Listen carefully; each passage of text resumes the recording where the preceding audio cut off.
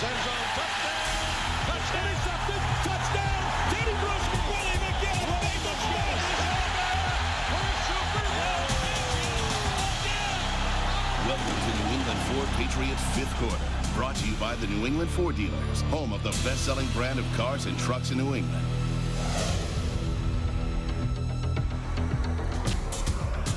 All right, welcome everybody to the New England Patriots 5th Quarter, and welcome to UPN 38. Bob Lobel with Bob Newmeyer, WEEI, of course, and former quarterback Scott Zolak and Steve Diassi, outstanding linebacker from Boston College and the Giants and the Dallas Cowboys and even the New England Patriots. Would have been a lot more if he was allowed to do that. Anyway, gentlemen, welcome. Here we are, back once again after yet another win. We're blessed having a chance to do a 5th quarter after following this team. One team you can count on after the debacle in New York this weekend, after the America's Cup performance, the Ryder Cup, and at least we know there's one team you can count on, and this seems to be it. Well, this was about the most one-sided 11-point game I've ever seen, Bob. Really, the Patriots did what they wanted to do in this game, offensively, defensively. They kind of stubbed their toe a few times. This would have been a 21, 24-point game. It was men against boys. It was college against high school. It was brains against I don't know what. But I didn't see much to be encouraged by the Cardinals. I thought they might give them a better game. They did. Only a couple of Patriots stubbed toes kept it even mildly competitive. Well, we thought that, and it was a little bit close throughout the game. Not much. I mean, physically dominated this team. Josh McCown should not be an NFL starting quarterback. He may be a formidable number 2. But Emmit Smith, I don't know why he's still playing. Does he need the money? I don't think so. He's going to end up losing as a Cardinal. But this team, you know, they're still doing a little silly things. Late hits out of bounds. You know, a couple turnovers. We saw Tom Brady get some pressure in his face today and saw that he is human. Any quarterback that does have pressure has a tendency to put the ball up. But to play as sloppy as they did, we'll call it sloppy, and still win by almost 2 touchdowns. I mean, it's pretty impressive. And a couple of miscues in terms of their turnovers and not getting touchdowns and having to settle for field goals in the second half. But this game was never really in doubt. In the first quarter, it looked like there were a couple opportunities for Arizona to take advantage of things. They never did get a hold of the game whatsoever. The Patriots had control of this game, but they stopped themselves from running away with it. You know, sometimes you let a team like this hang around. You grab an early big lead, 14-0 against a team you think you're supposed to win big on, then maybe you kind of relax. It's just a normal reaction. Then you kind of let it hang around, and all of a sudden they look like they might get back in it, but the Patriots obviously went back to their experience, they went back to their superior talent, and they obviously went back to their superior coaching schemes. Yeah, I think the big point today, Bob, is Corey Dillon in this ball game. And again, he proves that he's an outstanding pickup. I'd like to ask Zoe as a quarterback, what now Dillon means to Brady. You know, he had Emmett, he had Antoine Smith, he had Kevin Falk, almost a running back by committee. They won 2 Super Bowls. This guy, to me, gives this guy a whole other dimension. Oh, without a doubt. What it means is you're allowed to have another receiver in a game, whether it's a tight end, whether it's a split end, because you don't need a fullback to block for this guy. It's not like the line is pulling, cracking guys, knocking them downfield, dropping them.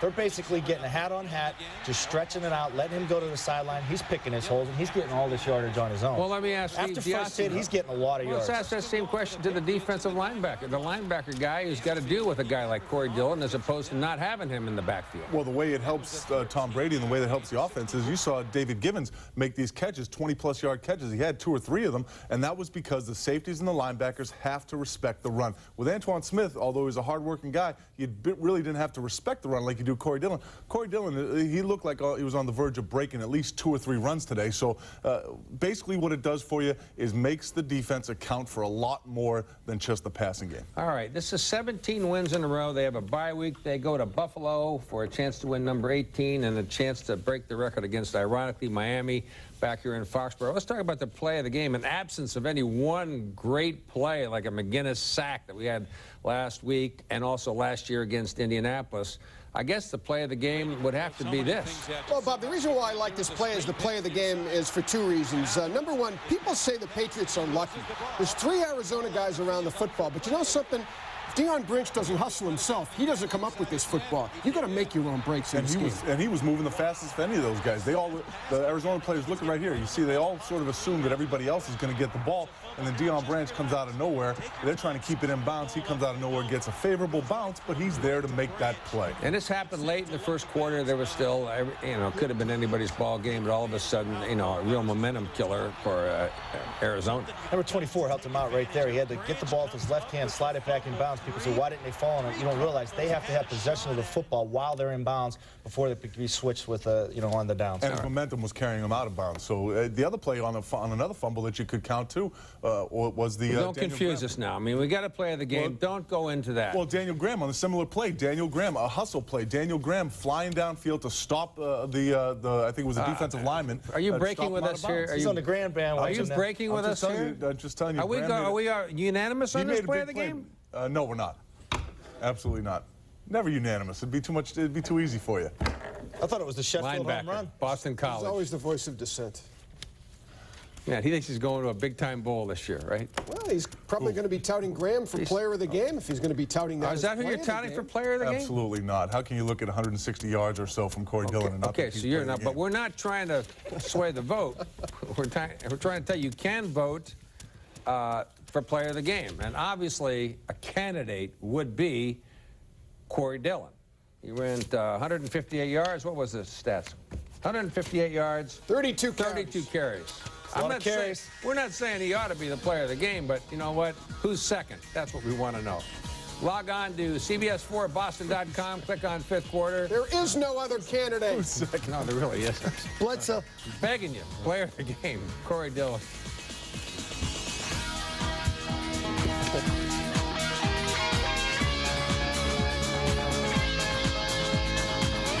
The Patriots play of the game is brought to you by Citizens Bank, not your typical bank.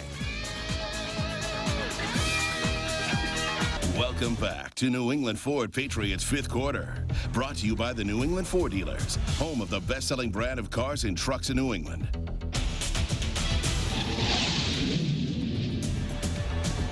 Welcome back with Bob Newmeyer and Scott Zolak and Steve Diassi. Bob Lobel with the fifth quarter. The Patriots win this one 23-12 and move on to their 17th straight win. And now the bye week. The Yankees will be in town next weekend, so you wouldn't even notice it's a bye week. But then when they come back, the Patriots will be going to Buffalo, and hopefully the Red Sox will be going to the playoffs. By the way, if the season ended today, the Red Sox, we don't know where they'd go because Minnesota and Oakland both have the same exact record right now. But they are 6 ahead of Anaheim in the wild card and now 4 behind the Yankees in the loss column, but that's another story for another time. There was some concern about the Patriots' defense against the run. We'll get to that in just a second, but as Steve Diassi pointed out, and they made a compelling argument for Daniel Graham, the reality was that it wasn't compelling enough, although he did make a defensive play after a Corey Dillon fumble. And what happened after the Corey Dillon pitch out here, well, here it is right now, and you can see number 82 making a pretty good defensive play. That's also, an offensive play. What he does, Bob, is prevent a touchdown because if he doesn't hustle, this guy waltzes in. And the embarrassment of it all, the Patriot defense knocked the Cardinals back about 40 yards, and Neil Rackers saved them a lot of embarrassment with 2 bomb field goals today. But here's the play, Steve. Here he's hustling. That's a 4-point play, and after that, the last time was a few years ago when some of the Patriots were standing around when the ball was lateraled backwards and nobody touched the ball. After that play, you haven't seen that again from the Patriots. These guys hustle until they hear the whistle, and Daniel Graham made a nice play on this. That's just good hustle play, similar to what Deion Branch did earlier. Yeah, Daniel made a great play, but here's the sacks that Newman was talking about. One by McGinnis and then one by Harrison in the second quarter that took them from the 11-yard line, 1st and 10, 11, Arizona, and then all the way back to where the kid had to kick a 51-yard field goal. Well, that's one of the things the Patriots have corrected since last week. They got a lot of pressure today with just basically a 3-man rush coming out of the 3-4, allowing them to do some things differently in the secondary to confuse McCown. He got flushed out of the pocket numerous times. I counted at least 10 on both hands. Got 1, 2, 3, 4, 5, 6, yeah, 10 times. But threw the ball up a lot. This guy was just throwing the ball. Is that the way you change plays at the line of scrimmage? Yeah, but I'm talking about alertness, though. This defensive line, a lot of hands up today, a lot of deflected passes. That's just coming from Romeo Cornell. Well-coached team. And talk about a point of emphasis. Last year, one of the poorest things on the Patriots team, and there wasn't a lot of bad things, was their red zone defense. In the first 2 games of this year, they've been fantastic in the red zone against Indianapolis and Arizona, pushing Arizona out of touchdown, of almost field goal range. But as Don Criqui pointed out, it was kind of like the junior varsity against the varsity. This one is, in the end, truth will out. It was men against boys. Well, I was duped into thinking that the Cardinals were an improved team this year under Dennis Green. Weren't we all? I didn't see it at all. I mean, again, no running game. Emmett Smith is way past his prime. The offensive line couldn't protect the young quarterback. The offensive line was horrible. I mean, they had this was as big a rout, you know, and the score kind of flatters the Cardinals, as I guess it did last week when they lost, and people said, well, they only lost to 7, you know, to St. Louis on the road, but yet St. Louis rang up 400 yards of offense. I mean, the Patriots did exactly what they wanted to on offense. Anytime Arizona, they really had one play, and that was when Patriots blitzed everybody, and he flipped it off to the back for the big gainer. Yep. That was to Josh The only Scobie. time they were burned out. Every time the only the Patriots play they blitzed, really it was executed the only time they picked that up really the hurt blitz. them, other than one tight end pass to Freddie Jones. Other than that, they had their way with And it this wasn't like it was offense. blocked. That falls on the quarterback, that falls on the receiver, going to a hot route, making a big play. It's not like the line was picking up. They were not making any adjustments, nothing at halftime. Dennis Green didn't even have his headset on basically the whole fourth quarter, so they pretty much packed it in. Well, Arizona had this going for them. This was their first home game. It was Dennis Green, the new coach. They had the great new wide receiver. They had the Pat Tillman emotional pretty good ceremony. now. So I'm just saying they had all these things, and they had a pretty good game, a game they perhaps should have won against the former Super Bowl champion Rams. So you're right. It's easy to be duped coming in. We all were buying into the Arizona 100-degree heat. Watch out. Anything's possible. Trap game early in the season. Well, you know what? Didn't prove that way. And it's almost like the Patriots are incapable of getting trapped in games. I mean, they're so flat line. I mean, you look on paper, they play bad teams. They still play hard.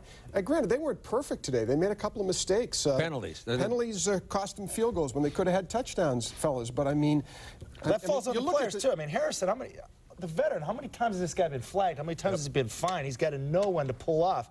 I mean, like Bob talked about, the flat line. I mean, this team's basically a bunch of 53 robots that he lines up. They go out there. It's methodical. They're businesslike. Boom. You look at the AFC games today, there's nobody out there in the AFC. I mean, the Colts came back. They scored 21 points in the fourth quarter. But that's it. It's the Patriots and the Colts. Kansas City got thumped. I'm usually not against a well-timed late hit if it's a crushing blow that demoralizes the offense. But that one by Rodney Harrison was just a shot to the legs, out of bounds, totally unnecessary. Plus, it's the quarterback. You know they're going to protect him a little bit. No more. intimidation in that. Sometimes a late hit or a well-placed vicious hit that draws a flag can be useful for a team, but that wasn't useful at all. All right, I want to take a break. We'll take a look at one of the weaker points, at least things that people were worried about, the defense against the run. But you've got to remember, this was Emmett Smith. These were Arizona Cardinals. These were not Indianapolis Colts and Injured James.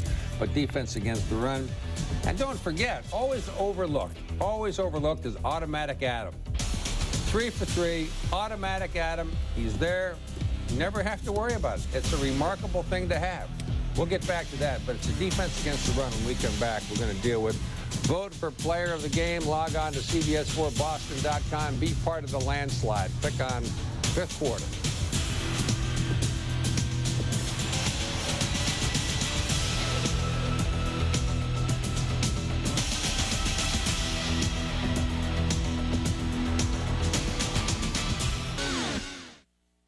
Welcome back to New England Ford Patriots Fifth Quarter.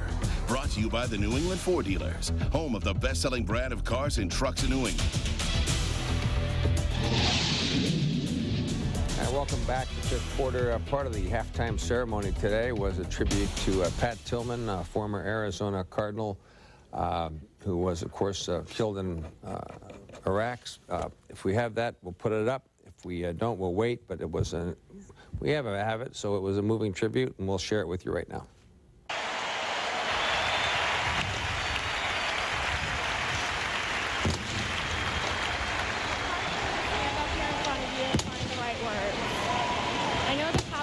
Thank all of his fans and the people of Arizona for all the support that they gave him throughout the years. I also want to thank all of you for the continued support that you've given me and the family during this very difficult time. It really helps us knowing that his spirit and his memory live on in all of you. Thank you.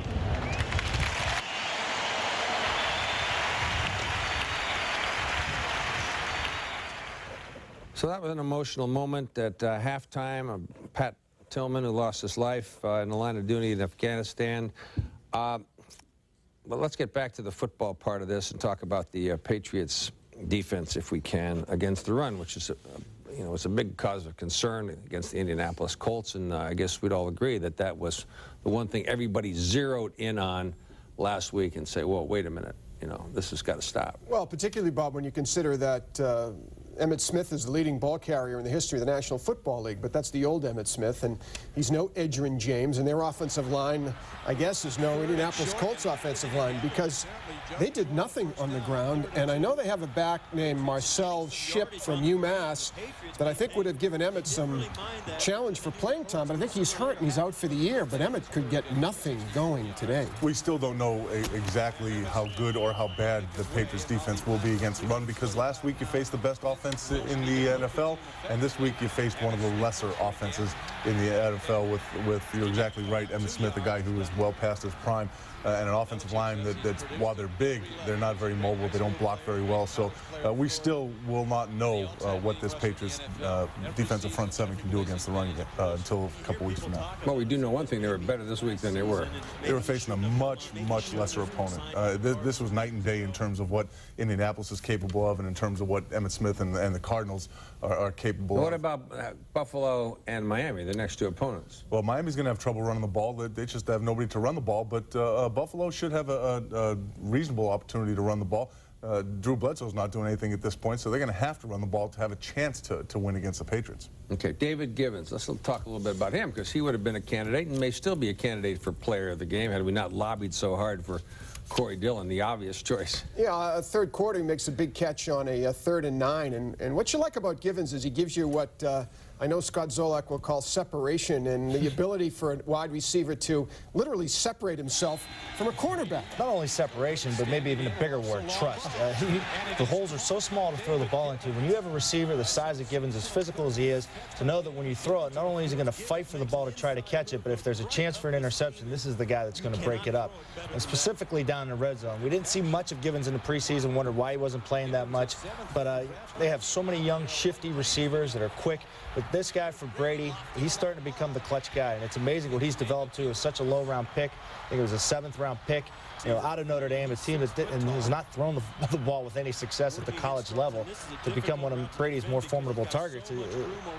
It's a tribute to him, the way he's worked to it. Exactly right. It's a tribute to what a guy wants and to achieve, and how he works to achieve it. He came in, and a lot of people didn't even expect him to make the team his rookie year, but he worked and took so many from the passing machine, from the jugs machine they call it, took 100 catches a day, if not 200. This is a guy that worked his way into being a much better professional player. He's kind of, when you think about it, he's kind of a wide receiver version of Brady, in that he was not a high draft pick. I mean, they both went to big name schools. He went to Notre Dame, Tom went to Michigan, but they're both kind of self-made players. I mean, Givens doesn't run all that quickly, you know, but he has gotten very strong, and he has the ability to make those gazelle-like catches. Yeah. And the ball is, his hands are glue-like when the ball comes his way, and he's kind of developed his own work ethic to a point where he is now a very, very viable wide receiver threat for this club. That's a very good point. I was going to say, you can almost see the growth incrementally in almost every game that he plays. He just seems to take it up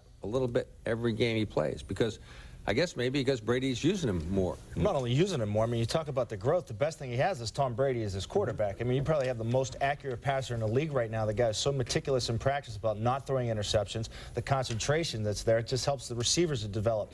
Now, you talk about Givens, he's a guy that all of a sudden put David Patton on the bubble in the offseason, forced David Patton to become one of the hardest working receivers in the league. Belichick had talked about him, and now, you know, he's got 5 of the top shifty type possession receivers that he can trust. Anybody gets hurt, plug another guy in, and this offense just keeps rolling and rolling. And even though he's not a big receiver, on this team he is the big receiver. He's 6 foot tall, where all the other receivers are 5'9", 5'10", maybe 5'11" at best. So now all of a sudden he becomes a bigger target. So obviously it makes sense for a guy like Brady to look for a target that can run like David Givens. All right, let's go quickly to special teams and punt returns. Last Thursday, a week ago Thursday, it was almost a disaster and almost cost them their football game, the punt return debacle. But once again, Troy Brown back where he belongs, and he turned it into a pretty good return. Yeah, this has been an area of concern, and I know Belichick would still like this upgraded, and Troy's gifted at this. This was about a 22-yarder. He had plenty of time to make a move. He had been hurt. He had been struggling with a bad knee. They were searching for guys to return punts.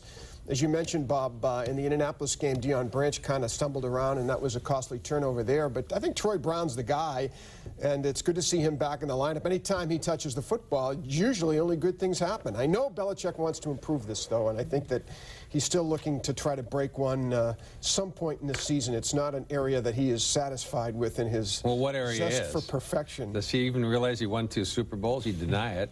I mean, he didn't. It's probably the reason why they've won, 17 ball games in a row, is because he does strive for perfection. What's past is past. Correct. Right. But what you have with Troy Brown is you might give up a little bit in terms of the speed and the ability to break that big one that he could maybe 3 or 4 years ago. But what you have is a guy who's not going to fumble the ball, who's going to make the fair catch at the right time, and who's not going to let the ball roll for an extra 15 or 20 yards. That can save you yardage from an inexperienced punt return. That's what Troy Brown brings to the table. Okay, we're talking about growth in players, and Daniel Graham has had a huge improvement this year over past. And when we come back, we'll take a look at the contribution he made today offensively. You saw what he made defensively and perhaps saving a touchdown, but also offensively when he actually scored the first 2 Patriot touchdowns. Player of the game, hey, Daniel Graham. Why not? Why not? We've been pushing Corey Dillon. We say why. You can say why not. Daniel Graham.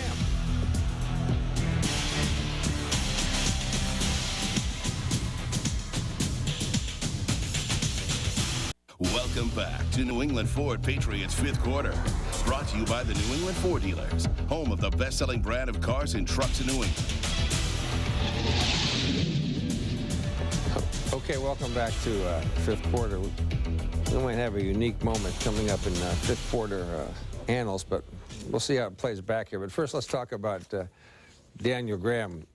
We talked about him defensively as an offensive tight end, but let's talk about him offensively as an offensive tight end. I was wrong. Called him a bust about a year or 2 ago. Boy, so this guy would not develop. Can I tell you something, Zoe? No, He was. Like Derek He's Lowe, Zoe. You're like Derek Lowe. You stepped up to the microphone.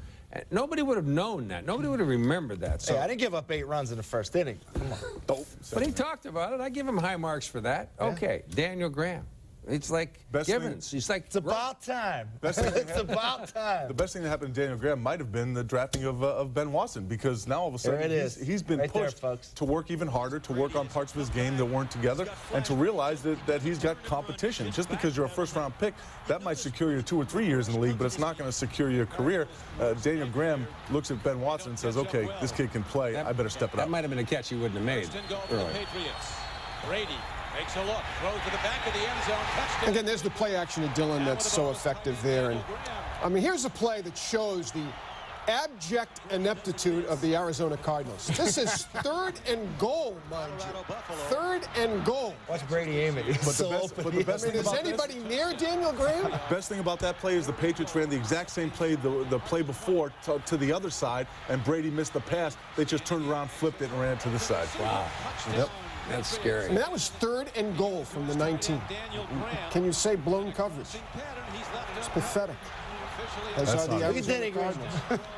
And the Patriots go to a 13-0 lead. Good. Denny Green wishes he had Steve Burton at the controls today at quarterback. Might have done a better job than Josh McCown. They showed a picture of the '83 Northwestern team. Was Burton on that team? I think so. I don't know. Because they showed Tasker. They showed Dennis Tasker Green was on that coaching. team. Burton was there. Yeah, they showed Tasker on that team. In fact, didn't you have him on EI and he asked? Yeah.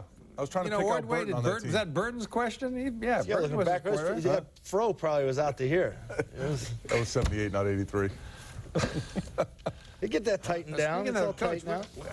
Obviously, you usually hear from Belichick and Brady at this particular point, and we still may, but we've been having satellite truck problems. We might as well tell you because, it's like Zoe. They figured it out by now.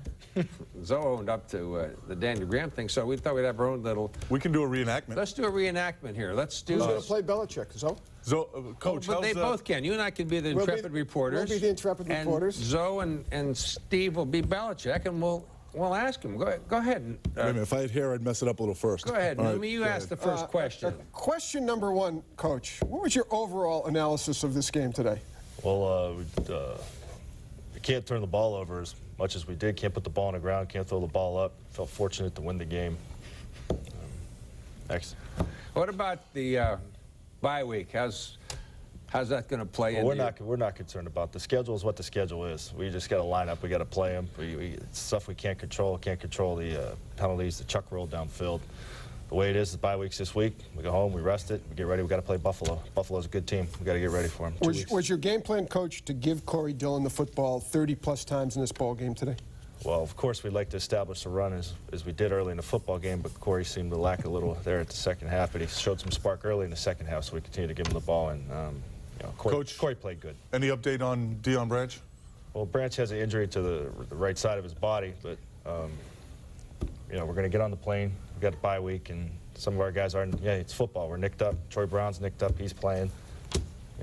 Tight ends are nicked up. I'd like to ask the Aussie's turn. Come on. I'd like to ask Coach Belichick about the 17-game winning streak now. You have it in your sights. If you can beat Bledsoe at Buffalo, you tie the NFL record with 18 consecutive wins. If you get by Bledsoe, Coach, can you think down the road to break the streak against the Miami Dolphins? Can you think that far ahead? Well, I don't think anyone at this point is thinking about anything other than how poorly we played today. We play like that against Buffalo, and we will not win the game. Streaks mean nothing. I want to win the last game, then I want to win the next game. After that, we can talk about whatever you guys want to talk about. It's something that the media has developed. The guys on the field don't care about it whatsoever. Bill, once again, there was a time that, you had a chance to really put Arizona away, but there was a time when they seemed to be undisciplined. There were a lot of what I would call unnecessary penalties. Is this something you've been working on, or how do you expect to correct something like this? Do you want me to do this in Belichick or Parcells? No, Belichick. Okay, all right. I can do either. Get the bleep button ready. Anytime you give a team in the NFL the opportunity to stay in the game, they will stay in the game. When you give a team like that the chance to be close, they'll keep it close. Then you have a problem. We have to eliminate the mistakes. There were more mistakes out there today than we needed. Arizona is a good team. Denny Green's doing a great job. That'll be a team to contend with in the future. We're not worried about what they do. We got to worry about what we do. I'll do it in Parcells now. Oh, what a dumb... Sorry. Excuse me, I forgot we're live. Hold on a second. All right. Good job. In lieu of technical problems. We're going to take a break, come back and look at the schedule, the all-important schedule. And by the time the Red Sox are in the postseason, the Patriots will be back in action. So stay with us.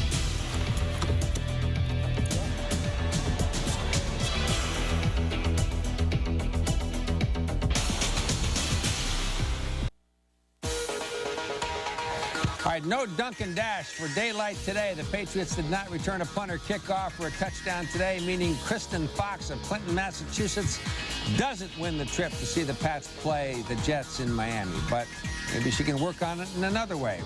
She will receive a Dunkin' Donuts gift pack, and they are sweet.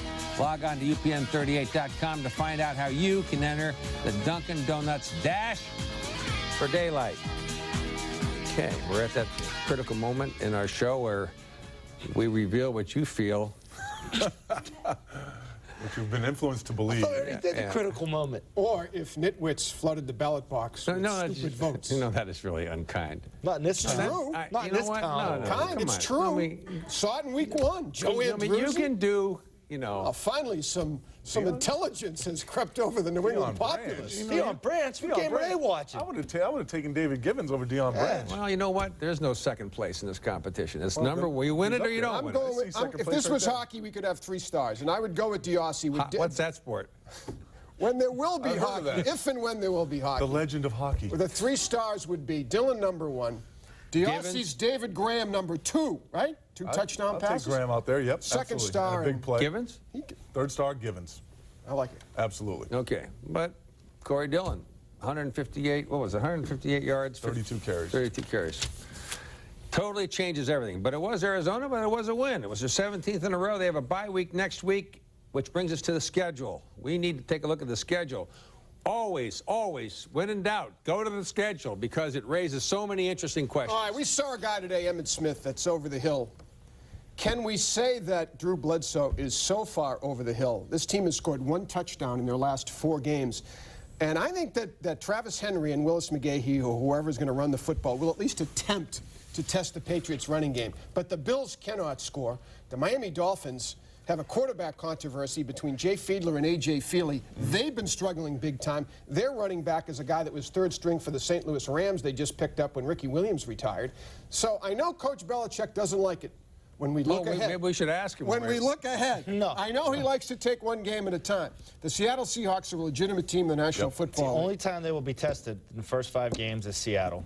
Without a doubt. Their record should be in their pocket by the time Mike Holmgren and the Seattle Seahawks roll into town. You make a good point about Bledsoe, but the difference between Bledsoe being over the hill and Emmett Smith being over the hill, Bledsoe can still hurt you. Bledsoe can, he can have that One flash. touchdown in 4 games. It doesn't matter. He can still have that. What do you mean it doesn't matter? One touchdown in 4 games. Yeah, but Emmett's been gone for 3 years now. Drew's only been gone for 2, well, okay, maybe 3. But anyway, Bledsoe can still hurt you a little bit in a flash. Emmett can never hurt you. It's the operative word, a little bit, a very little bit. You're probably right. A teeny-weeny bit. Right. Like McCown, Any team can gear it up for could one hurt game. you like McCown could hurt you today?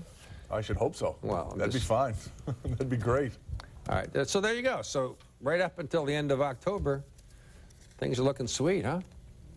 It'll be a shock if they don't break the record, I think. It'll be a shock. Yeah, okay, there you go. But is it important? Yes. That record's Why not? important. Why not? Why? History of the National Football League. You've won more games consecutively than any other player. If I'm a player, I think it would be.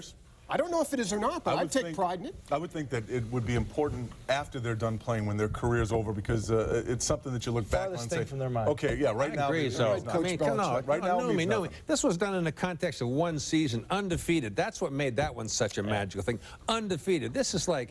This is like. How can you extend the streak from 6 months ago from last season? Are we now so blasé about winning 19 games in a row? No, I'm not saying that's not a wonderful accomplishment. Are we so spoiled that we just blow it I'm up? not saying that. Don't start spinning this a certain way. You know I'm not saying that. Anytime I'm just saying in terms of. There'll be an asterisk next to it. Anytime you do something that nobody in the NFL has done, that means something to you. Whether it means something to you at the end of your career. You've done a lot of things nobody in the NFL has done. Yeah, but I didn't get caught for most of them, so that's well, I got caught for a few, but most of them I got away with. But the guys will remember it when they're done playing. They'll look back and say, wow, look what we did. We won 20, 22, whatever. I think I agree with you at some point. Who wouldn't? Media concoction. Yep. This is the ultimate media sports talk radio concoction. Suddenly, give the number. This is your. It's all they have to go on right now. This is where you give the number. Suddenly blasé New England football fan. Oh, 19 wins in a row. No.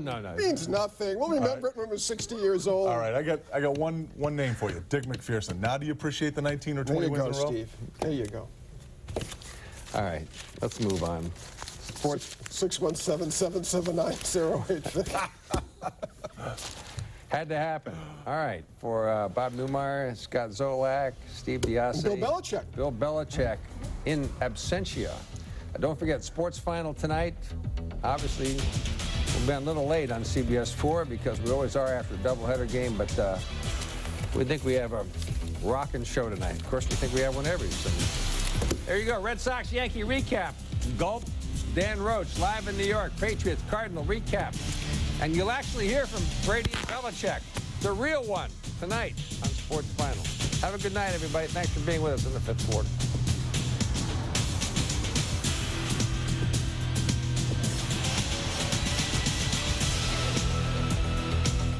Thank you for watching New England Ford Patriots 5th quarter.